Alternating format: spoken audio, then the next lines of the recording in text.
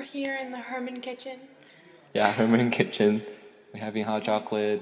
Everything's good. And we're looking at this first work of art. Ginevra de Benci. It was by Leonardo da Vinci, and it was painted in 1474. That's about 30 years before he painted the Mona Lisa. This painting is currently at the National Gallery of Art in Washington, D.C., and it's the only one of Leonardo da Vinci's paintings in the Western Hemisphere. So, Ginevra de Benci was the daughter of Amerigo Benci, and the Benci family was a very famous, or rich and famous family that lived in Florence. They were Leonardo's landlord. Amerigo de Benci was Leonardo's landlord. And she was like 16 or 17 years old. Yeah, she was very young. Ginevra was actually very famous. She was a very famous Florentine beauty. She had lots of admirers, and she was an intellectual. It was a wedding gift from Leonardo da Vinci, right? No. It was thought that maybe it was an engagement portrait, but another theory is that it was commissioned by Bernardo Bembo. Bernardo Bembo was a Venetian ambassador, and he liked Ginevra, and they were said to have a platonic lover relationship, but lots of people think it wasn't just platonic. On the reverse side of the portrait, it's like a whole other painting. On the back side, there's a juniper sprig in the middle of the painting, surrounded by a palm and a laurel. The palm is on the right, and the laurel is on the left. And there's an inscription across the middle that says Virtutem forma decorat, which means beauty adorns virtue. And this was kind of Ginevra's motto. Okay. And a kind of play on words is that the juniper tree in Latin, actually, the name for it is Ginevra. So it's kind of like another, symbol of Ginevra, in a way. And the juniper actually means chastity. The palm on the right means moral virtue, and the laurel on the left is kind of about artistic inclinations. Very important technique they used is sfumato. Is that how you say it? Sfumato. Not safu, just fu. Sfumato. Okay.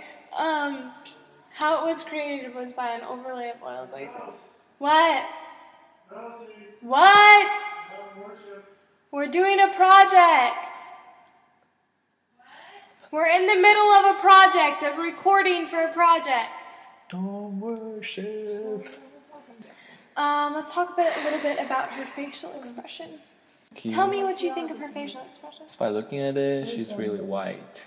She doesn't look like wearing any makeup. She look like she's ill.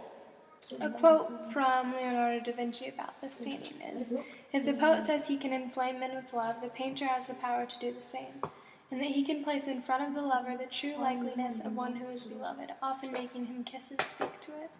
So Leonardo's purpose, sort of, the theories are with this painting, is that he was trying to show that he could do the same thing that other types of artists could do. Like poets would write poems and portray their love that way, and he was saying he could portray love through a painting. The second artwork we'll be talking is Mona Lisa by Leonardo da Vinci.